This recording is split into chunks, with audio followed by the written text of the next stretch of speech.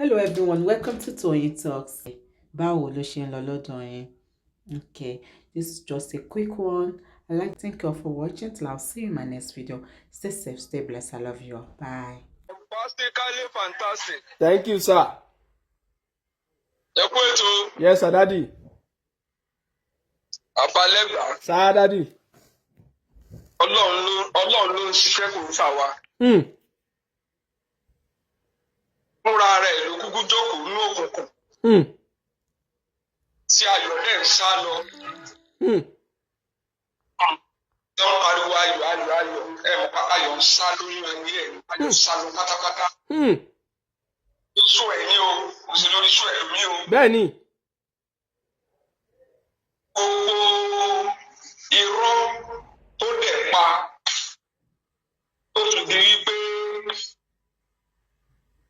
ẹ̀jẹ̀ ní ń bẹ lára àwọn èèyàn okùn ẹ̀mí àwọn èèyàn ló lọ dì mú ìdílé ló ń túká. Ṣé ẹ mọ̀ wípé ẹ máa wo status tọmọ ẹ̀ máa ń lò kò yàtọ̀ tó bá ti ń báyàn jà ìjẹ àti mú láwọn target tó bá kúrò lórí ẹ̀ tán á wá wọnú ẹbí. Ṣé ẹ mọ̀ kó ṣe bẹ́ẹ̀ náà fún Mr. Lawal tó wáyà tó lọ wá first wife tó fẹ́ lọ tó lẹ́yìn ìgbà tó mú Fọlámọ́lẹ̀ tán. Bẹ́ẹ̀ni. Ó bá tó súnmọ́ ìyáálé ó tó fẹ́ rìkọ́dù. Àtowó. Ìjà tí ò ní parí láéláé ni mo jà. Ìjà tó jẹ́ pé yóò wọnú ẹbí yóò tú ẹbí ká tí ọkọ ò ní gbọ́ tìyàwó tí bàbá ò ní gbọ́ tọmọ tí gbogbo ẹ̀ ó di tí ó skátà. Ìjà tí mo ń jà nìyẹn. Tọ́lọ́pàá bá wá ní pé ó tiẹ̀ jẹ́rìí Nigerian police Abalegba ó ti jẹ́ wọn géèmù yẹn ó ti jẹ́ wọn. Bẹ́ẹ̀ni. Ṣé rí tó bá fúnyàn lówó transport níbi tó dé nsìn a ti mọ̀ pé njẹ́ ó sọ fún yín ni pé òun ra mọ́tò fún.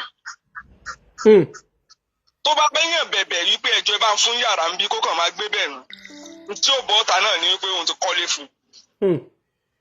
Ṣé kò ra mọ́tò fún Fọlá tí ó fẹsẹ̀ rìn kiri? Ṣé kò kọ́lé fún Fọlá tí wọ́n bá yá yàrá lénìí ẹ̀bẹ̀ mọ́mi wa kan ló fún bí lọ́la káṣírí gbogbo ẹ̀ tú. Bẹ́ẹ̀ni. Tó bá yẹ fún gbogbo kó wọ pléènì láti Èkó wá s'Àbújá ẹni yẹn ti wà ní Canada. Bẹ́ẹ̀ni. Ó ti lọ Turkey. Tó bá wá fúnyàn ní dirty jobs pé bá ń parọ́ mọ́yàn ìyẹn ní máa ń pè ní empowerment. Tẹ́ ẹ bá fi rí tó gbójú èèyàn kan síta pé àwọn empowerment program wọn àwọn tá a ràn lọ́wọ́ nì àwọn tó ti lò láti bayé èèyàn jẹ́ nù. Bẹ́ẹ̀ni parọ́. Àwọn tó bá ti wá fún mọ́ dáadáa táwọn yẹn kó bá sùn fún tó gbà wọ́n lọ́wọ́ ọkọ wọn àwọn yẹn ní máa ń pè ní brọ́dà yóò fún àwọn yẹn táìtù brọ́dà mi tó dáa brọ́dà Ṣẹ́gun brọ́dà àwọn yẹn nìyẹn. Tẹ́ ẹ bá ti wá ráwọn tó lo kádàrá wọn táwọn yẹn ò lẹ́bí táwọn yẹn ò rí ibi tí wọ́n fẹ́ ṣe sàráàsì tó yẹ pé ó ti wá gba kádàrá wọn àwọn yẹn ní wọ́n jẹ́ godmother. Àwọn yẹn ní godmother mi ṣe rí gbogbo ẹ̀ níbo lòkété wà nínú. Òkété wà nínú darkness. Òkété wà dẹni tó jẹ́ wípé ẹbí Peter ní fi mú wa tẹ́lẹ̀. Ojú yẹn gan kò wá sí Peter. Ṣé wọ́n lè filter darkness nìyí? Tó lè filter darkness àti attractiveness. Òkété tó yẹ kó tó bá ṣe update tó bá bẹ̀rẹ̀ show báyìí. Immediately tó bá bẹ̀rẹ̀ show over 500 ní ó kọ́kọ́ jáde. Bẹ́ẹ̀ni. Òkété wá dẹni tó jẹ́ wípé tí wọ́n bá kàn sọ̀rọ̀ níbí even Òkété jẹ́ pé òní máa attack tẹ́lẹ̀ tí ó wà ní pé ntẹ́yìn bá sọ lòun fẹ́ sọ lẹ́sìn. Bẹ́ẹ̀ni. Lòun fẹ́ defend rẹ̀ it's not like that mi ìpínlẹ̀ kankan rí. Ṣé báwọn náà ní wípé natural death ni. Bẹ́ẹ̀ni. Èwo wà tó ní justice tiwọn lórí natural death. Ṣé ẹni tí ó bá kúkú natural death wọ́n máa jà justice fún. Ṣé bí lọ́ọ̀yà bàbá àdéjì tó tún jẹ́ lọ́ọ̀yà Òkété ṣé báwọn náà ní natural death ló kú. Ẹ̀yin ò lè ṣe justice fẹ́ni tó kúkú natural death. Ilé máa fi mọ̀ wípé wọ́n lọ́wọ́ nù ikú. Ntẹ́ ẹ fi máa mọ̀ nù. Tẹ́rì pé position wọn ó gbọ́dọ̀ máa shift ni. Èyí tí wọ́n fi parọ́ fáyé, èyí tí wọ́n fi cover gbogbo tó aburú tí wọ́n ṣe. Tí wọ́n bá di pé ọlọ́pàá ń sún kẹrẹ, wọ́n ń wò pé nǹkan kan wà ní kìíní, àwọn náà wà ní pé táwọn fi ń gà fún justice nù. Tí wọ́n bá ti di pé àwọn wá ní ọlọ́pàá ń tan torchlight dé pé ọ̀dọ̀ wọn ni wọ́n á ní ṣe bí natural death ló kú. Kí náà ń pè ní natural death? Gbogbo wa náà la máa ń kúkú natural death. Àtẹ̀ntẹ́ ń yìnbọn natural náà ni. Àtẹ̀ntẹ́ ń gúnláyọ̀ àdá natural death náà ni. Àtẹ̀ntí ó yẹ kí wọ́n fún ní oògùn tí ara rẹ̀ ó fi yá tí wọ́n fi ilẹ̀ tí wọ́n ní kó kú bí ó kú. Lẹ́yìn ìgbà bá kú tán ibi láfi rí ọmọ gbà. Ṣé bí torí pé ìyá àbèjì wà níbi donation tínú bàbá àbèjì àti inú Taofiki Odo. Ngbà ò síìkì, ṣébí náà ni wọ́n fi pé kó tètè kúrò lójú ọ̀nà káwọn fi lè máa ṣe ń tán ṣe lénìí. Ṣébí ìbejì náà náà sáré kó kúrò nílẹ̀. Bẹ́ẹ̀ni. So àwọn yẹn they can close their eyes wípé kí ìyá ìbejì kó já sọ̀hún, tó bá já sọ̀hún àwọn ti wo àwọn wo lálábùrú táwọn lè lọ kú ọ̀rọ̀ bá táwọn jẹ partners. Ṣé iná kan ló wá ṣẹlẹ̀ lénìí? Ṣé ẹ rí they are accessory to the act. Àwọn tó bá dẹ̀ jẹ́ partners in crime náà la máa mú mọ́. Àwọn tó wọ́n contributory evidence ń wà pé negligence wà lórí ikú ìyá àbèjì. Ẹ̀yin lẹ ní tuberculosis ni. Hospital ti rẹ̀ kọ́ ní tuberculosis lọ àmọ́. Nígbà téèyàn ní tuberculosis ìdí tó ẹ fi ń pè ìyá rẹ̀ ń kókó tètè wá gbé ọmọ rẹ̀ tí wọ́n fi ní ambulance bọ̀ ẹ sọ fún wa. Nígbà téèyàn bá ní tuberculosis tí ò sọ hospital tí ò sọ pé nígbà tí bàbá àbèjì ò lò lọ. Èní ni bàbá àbèjì tí wọ́n ń tọrọ owó lórí mídíà. Ṣebí Taofiki náà mọ̀ béèyàn ṣe ń tan live chat ní ìsìn tí ń báyẹn sọ̀rọ̀. Kò ṣe tán fún ìyá àbèjì nígbà yẹn wípé ẹ̀yin èèyàn má bínú gbogbo ẹ̀ṣẹ̀ tá a ti ṣẹ̀yìn ó rẹ̀ ìyá àbèjì gan ní ìsìn o àbí Taofiki náà tó lásẹ̀sì sí àbèjì. Mo ṣe wá bọ́ta láti seek help. Wọ́n prefer kó kú. Wọ́n prefer kan manage ẹ̀. Àwọn wo ló ń bá wọn sọ̀rọ̀ pé awo ibi tí condition tí ìyá àbèjì wà ó gbọ́dọ̀ lù. Sọlọ́wọ́ síbí rí ojú rí ìyá àbèjì free condition. In fact tó bá jẹ́ pọ́ lọ́wọ́ síbí rí ìyá àbèjì nínú condition yẹn. It will have been an opportunity for ọlẹ́wọ́ síbí láti tètè gbé síta. Bẹ́ẹ̀ni, a ti pariwo. Ẹ̀yin wo lẹ wá lásẹ̀sì sí condition ìyá àbèjì nígbà tó wà critical tẹ́ ẹ̀ gbé síta. Ṣé tuberculosis láàrin 1 week ni máa pààyàn? Oṣù kan náà tó mú ìyá àbèjì náà ló ti kú. Ìyá àbèjì tẹ́ fi nose mask fún sí lẹ́nu ní December nínú ilé. Kèké ṣe péjọ ti lọ́wọ́ nú tí ò lè jókòó. Tó fẹ́ gbẹ̀sí dìgbẹ́ tẹ́ ń gbé láti inú ilé kan lọ sí kejì. Babalẹ́gbàá, ọ̀rọ̀ ti dùn. Inú sẹ́ẹ̀rí òkè tí wọ́n máa sá jáde yóò máa wọnú ilé náà ni. Tó bá rí ẹyin tó répo bí wọ́n ti ń ṣe po yóò lọ bẹ̀ díẹ̀ yóò jí ọ̀rọ̀mẹ̀ yóò sá wọnú wò. Tó bá rí ọjọ́ pé tẹ́ ẹ bá wọnú kété oríṣiríṣi lẹ́ẹ̀bà ń bẹ. Àlókété ẹ bá tó wá fẹ́ mọ Babalẹ́gbàá ẹ má gé kan gbọ́dọ̀ máa fún ọ lọ́yìn àwọn update kan. Àwọn update kan ò yẹ kó yọjú sí wọn. Ṣé ẹ rí gbogbo show tó ń ṣe ń sìn kò sí fúráká mọ́. Àwọn tó rò pé o fẹ́ bú àwọn gan tó ń béèrè lọ́wọ́ ẹ wọ́n ní kí ló pa ìyá ìlú ti dá pààyàn. End of the story nìyẹn. Ọ̀rọ̀ ti kúrò nígbà tí èèyàn pààyàn ṣé láwọn ọmọ sọ pé orí ẹ̀ fọ́ orí ẹ̀ burú orí ẹ̀ dàrú. Wọ́n tó ti gba the greatest title apààyàn. Babalẹ́gbàá kí ló tún fún ta fẹ́ sọ? Ẹ̀mí èèyàn ti bọ́ lọ́wọ́ rẹ̀. Wọ́n á ní ká máa sọ̀rọ̀ orí ẹ̀ fọ́ ẹsẹ̀ orí ẹ̀ dàrú orí ẹ̀ kìíní kan. Ní gbogbo tó sọ sáwọn kan lánàá you have your fact kí ni o sọ fún wọn? Olólè ni wọ́n, oní kìíní kan ni wọ́n, oní ìjọba ò ṣe kìíní sí wọ́n rí wọn. Ìwọ tó o ní you have several reports about certain people, the authorities should do the needful, lead by example. Ọlọ́pàá ní kọ́ ọmọ ọgbọ̀n ìwọ náà lọ yọjú sí wọn. Gbogbo àwọn tó ń sọ pátápátá yìí àwọn ṣáà yọjú sí ọlọ́pàá. Bẹ́ẹ̀ni. O tún ní ìwọ ni ọlágbára kan DSS wọ́n ṣáà yọjú síbẹ̀. Bẹ́ẹ̀ni. Wọ́n ṣáà kù. Tí wọ́n bá ti rí nǹkan kan ìkéèsì wọn ni ṣé àwọn yóò wà nílé wọn lẹ́nu? Ṣé àwọn yóò máa rìn kiri? Tí wọ́n bá mọ̀ pé wọn náà rí bẹ́ẹ̀ ṣé ọlọ́pàá ò ní nǹkan ìkéèsì yẹn wọ́n dẹ̀ láwọn fẹ́ disgrace ẹni yẹn. Ẹni tí ọlọ́pàá ò bá ní nǹkan ìkéèsì tí wọ́n bá embarrass ẹni yẹn tún ní right àti lọ kóòtù láti lọ establish wípé ọlọ́pàá o wọ́n abuse fundamental human rights ni o. Táwọn èèyàn tó wá rí ọlọ́pàá láláì dá. Ṣùgbọ́n yọjú síbẹ̀ tọ́lọ́pàá bá pèèyàn ní UK tó ní you can do better and that's why I'm proud of my country. Tọ́lọ́pàá bá pèèyàn ní UK ṣé tí ó sọ ní wípé ọlọ́pàá fẹ́ wọ́n àrèjò wọ́n fẹ́ dọ̀tí òun ní yọjú sọ́lọ́pàá òun wá sápamọ́ UK. Ṣé bẹ́ẹ̀ ṣe máa ń ṣe ó fi UK tiẹ̀ fi lecture wà tọ́lọ́pàá bá pèèyàn UK báwo lẹ́ni yẹn ṣe gbọ́dọ̀ ṣe o. Ṣùgbọ́n lọ́ọ̀yà rẹ̀ mọ bó ti lè sá lọ ilé ẹjọ́ láti sáré lọ àtáàkì àwọn èèyàn kan. Lọ́ọ̀yà yẹn mọ ọ̀nà DSS office ṣùgbọ́n wọn ò mọ̀ ọ̀nà police station. Babalẹ́gbà ọ̀rọ̀ ti sọra ẹ̀. Ó ti sọra ẹ̀. Ọlọ́run ló ń jà fún ní àbẹ́jì. Àwa kọ́ ẹ máa gbé tò lọ. Ẹ wo nǹkan tí dádì sọ. Ẹ wo nǹkan tí wọ́n kà lé ẹ wo nǹkan tó kà lé rẹpẹtẹ.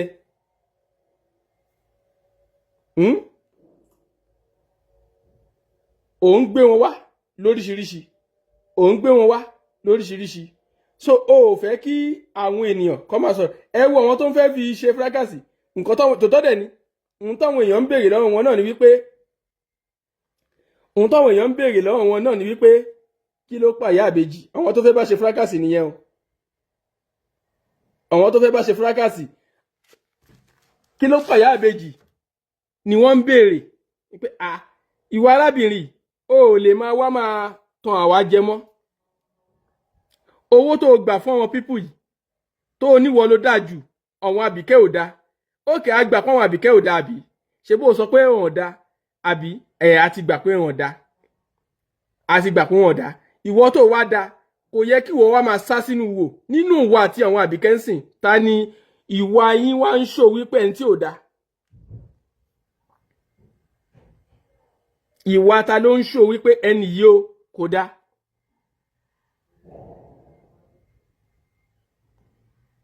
Ó ń sá sígbá ó ń sá sáwo ó bọ́ sínú ìwò ó ń dún bí ọ̀kẹ́rẹ́ ó wá ní káwọn kan yàn jáde kí kan máa jáde ìkan tẹ ìfọ̀ ni mo kàn ń gbọ́ mo ní ṣé ìfọ̀ tẹ́ gbé ìyá àbèjì lọ ó ní àbíjẹ̀bù ní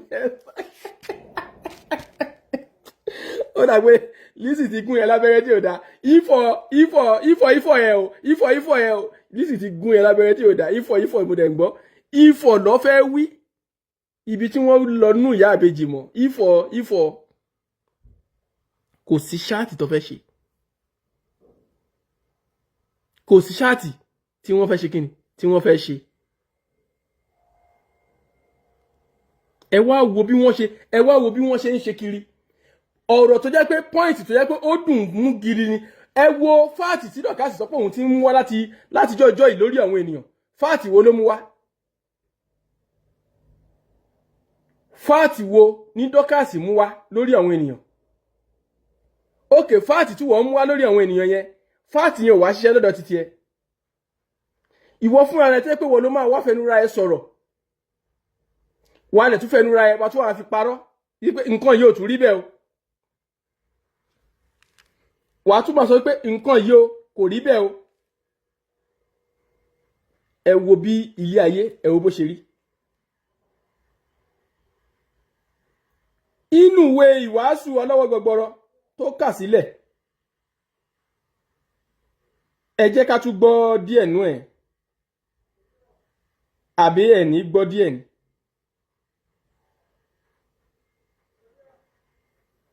ẹ gbọ́ díẹ̀ nú ẹ̀ náà. My phone, mi ò fẹ́ wà lákàn kan, please. If you send it to me, I will block you straight away. I am a married man. I am happily married. Mi ò ṣàgbèrè mi ò lè ṣe wọ́n kí wọ́n kì mí. Lórúkọ Jésù wà ní àrí àwọn ọ̀tá ẹ̀ o. Yóò fọwọ́ ara rẹ̀ ṣe rárẹ̀ o. Yóò fọwọ́ ara rẹ̀ ṣe rárẹ̀. Ọlọ́run o. Prayer point.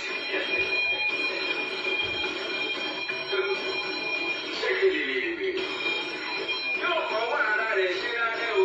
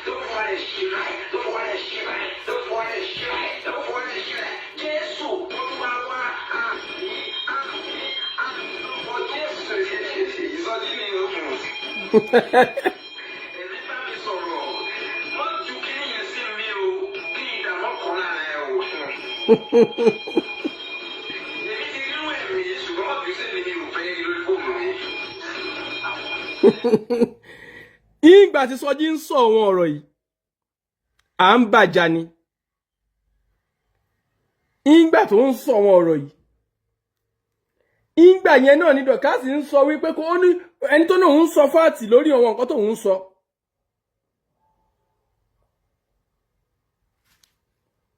ẹni tó ní òun sọ fáàtì lórí nǹkan tó ń sọ. ókè ó lè máa sọ fáàtì lórí ọ̀rọ̀ ohun ènìyàn ṣùgbọ́n ó tó sọ fáàtì lórí ọ̀rọ̀ ra ẹ pé òun gba pátá di àwọn ọkùnrin ọlọ́kùnrin. wípé òun ba ilé àwọn ènìyàn jẹ́.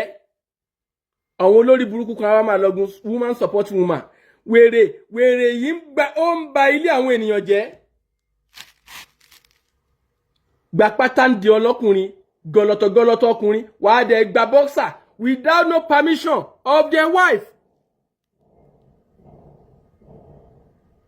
tọ́ba wá sọ wípé ẹran burúkú yìí ló èrìkìnà yìí ló ń gba pátá ó ń fi máàsì ó dẹ̀ fi ń gba pátá di àwọn ọkùnrin.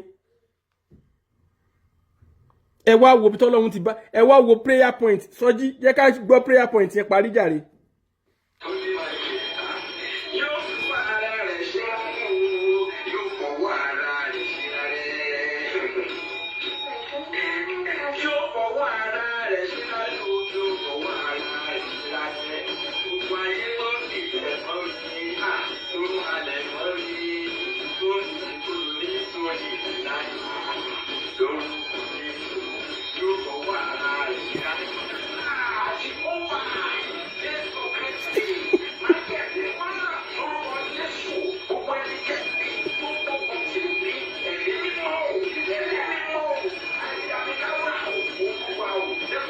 Bukola Adéwálé.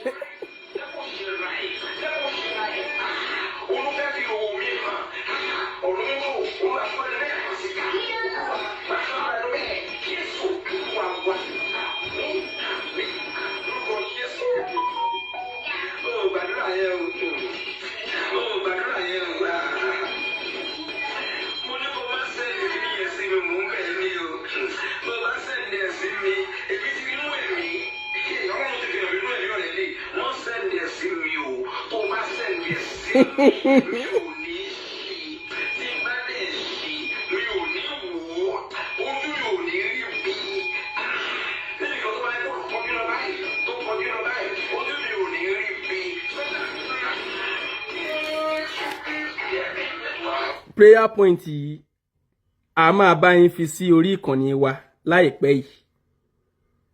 Ẹ lè rí reaction àdúrà gbígbà. Ẹ lè rí wípé àdúrà Sọjí ti wá sí ìmúṣẹ. Lóòótọ́, the deed has the done. The done has the deed. But in tó ti ṣẹlẹ̀ báyìí, ó ti kọjá be careful. Ohun tó ti ṣẹlẹ̀ báyìí, ó ti ṣe kíni? Ó ti kọjá be careful. Sọjí nsìn ó wà ní UK. Bó bá fẹ́ súnmọ́ ìyàwó ẹ̀ láago kan òru, ó máa súnmọ́ ìyàwó ẹ̀. Ibo ni Dorcas wà nsìn? Babalẹ́gbà, that is statement that is make of the week. Gba permission. Okay. Ohun tó ṣẹlẹ̀ ni pé ẹ wò pé irú èèyàn kan kọ̀ déédéé láì ṣe pé bí ó jẹ́ ọmọ tó dáa kí n wò lọ́sàn kí n wò lóru pé ẹ mọ̀ pé nínú ìfọ̀rọ̀lọ́rọ̀ òun àti Ṣọlá gan Ṣọlá ń fẹ́ jẹ́ kó yẹ pé pẹ̀lú máàsì tó ń gbé sójú yẹn kéèyàn fẹ́ lọ wẹ̀ kí n ṣe máa lo fítà. Tó bá mú èèyàn kan tó tún wọ̀wọ́ jù láyé ó ṣe òjòrò ni. torí ẹ wo obìnrin Comfy TV yẹn pẹ̀lú bóyá sanra tó ó ń gbé bọ́dì ẹ̀ ó ń sọ pé bára mi ṣe rí rèé àti ẹni tó yẹ pé wọ̀wọ́ ẹ̀ gan ó fi ń yan Ọlọ́run lógo ni bọ̀ mí dà wípé ti dọ́kàsì the don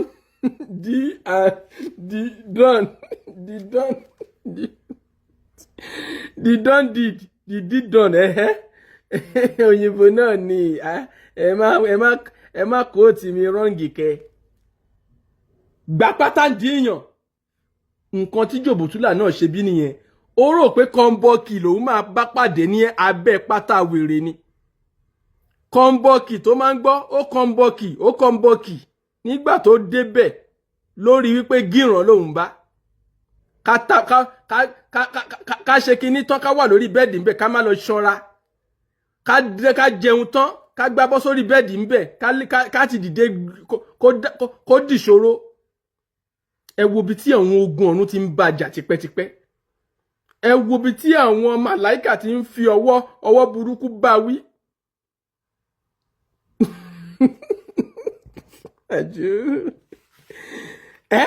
ẹ wo bí tí àwọn ogun ọ̀run ti ń fi ọwọ́ idà tó ti ń lo ọwọ́ idà wọn láti fi bá wí. Ǹjẹ́ ṣé a máa wá bá àwọn ogun ọ̀run wí pẹ̀lú bí tí wọ́n bá dé? Ẹni tó yẹ pé tí ò bá jáde láàrin ọ̀sẹ̀ kan ara màmá ní ni ó ti ń lọ bí oṣù bí 3 báyìí nínú ìwò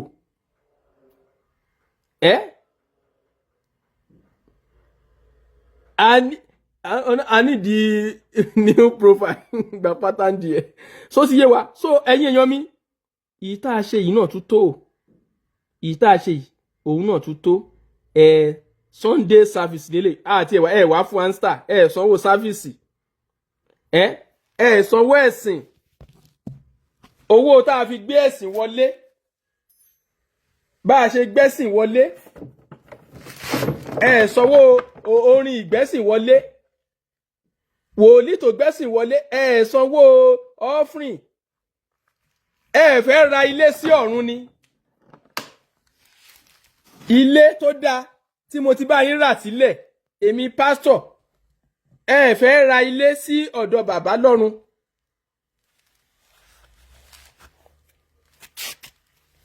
so ẹ̀yin ti wá bàbá lẹ́gbàá ẹ má mo báńkì ti dé o hello. tá a fi dáwọ́lé ní nọ́ọ̀fẹ̀ ni pé o ò fún wa lórin aláyọ̀ wọlé náà. ẹ̀wọ̀n gẹ́gẹ́ ibi iṣẹ́ mo wà anabẹ́jẹ́ mẹ́ mo kí i. lórin aláyọ̀ ní àbádáwó. orin ẹ̀yin náà máa ń gbádùn orin aláyọ̀ ni. ọmọ pé lyrics là á máa gbọ́ kì í rídìmù yẹn máa ń mú mi wọnú ẹ̀mí. Bẹ́ẹ̀ máa ń mú mi wọnú ẹ̀mí ni. Tó bá jẹ́ bẹ́ẹ̀ ẹ jẹ́ ká fún yín láláyọ̀ ńgbà yẹn orin aláyọ̀ wà. Ẹ jẹ́ ká aláyọ̀ àmọ̀ kan tá a máa ṣe. Òkété ó ga fún ẹ o ó ṣàṣà sínú òwe ṣá. Ojú ẹ ti máa dúdú báyìí. Ó ti dúdú láyọ̀ ó gbé síta. Ọgọ́ tó ibi tó ti ra fítà báyìí ó patronize wọn mọ́ inú á máa bí wọn. Ibẹ̀ engine plane ló máa gbé wá. Ọmọ wọ́nì tí mo fẹ́ sọ ni pé ṣe rí ẹ̀yin tí ẹ bá wà lára Òkété ní time tọ́lọ́pàá wà ẹ̀ wọ́n bá mú yín mọ́ conspiracy náà máa ṣáàjì yín o ní ayọ̀ àtayọ̀ conspiracy anytime tí wọ́n bá ti wá fugitive ẹ máa move around ẹ o tí wọ́n bá ti kú yín báyìí tí wọ́n bá ti mú yín báyìí bàbá àbèjì náà wọ́n mú ẹmẹ́gbẹ́ Òkété wọn á tún tu ẹgbẹ́ lẹ́lẹ́kejì. Bẹ́ẹ̀ni. Á dàbí ìgbà tó ṣẹ̀ṣẹ̀ lọ wọ́n ṣẹ̀ lọ wọ́n ẹ̀wọ̀n again wàá tún wà lẹ́yìn bá for sometimes rẹ̀. It is better anybody around her for now stay away torí òun náà wá tó bá rí ẹ pẹ̀lú ẹ̀ conspiracy wọn ti kọ́kọ́ fẹ́ mọ anything tó ṣe o bóyá wá kí ni o ẹ̀gbọ́n mọ́mí ẹ̀ ní ẹ o ẹ̀gbọ́n dádì ẹ̀ ní ẹ o bọ́tọ́ bá ti mú ẹ̀yin méjèèjì papọ̀ báyìí ẹ̀yin mẹ́rin náà kó lobotula tó bá mú ẹ máníjà tó bá mú ẹ pẹ̀lú kété bẹ́ẹ̀ ṣe wà yẹn lọ́tà wà yẹn conspiracy náà máa charge yín. ó di gobe. I'm telling you conspiracy ni o lẹ́gbàá. ẹ sà. Mami kí Ayọ̀ àti ìyá ẹ̀. Ìyá Ayọ̀ náà máa gbọ́. Ìyá Ayọ̀ tún fi rége o.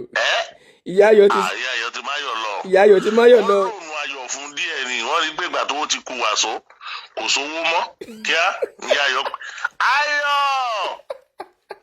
máyọ̀ lọ.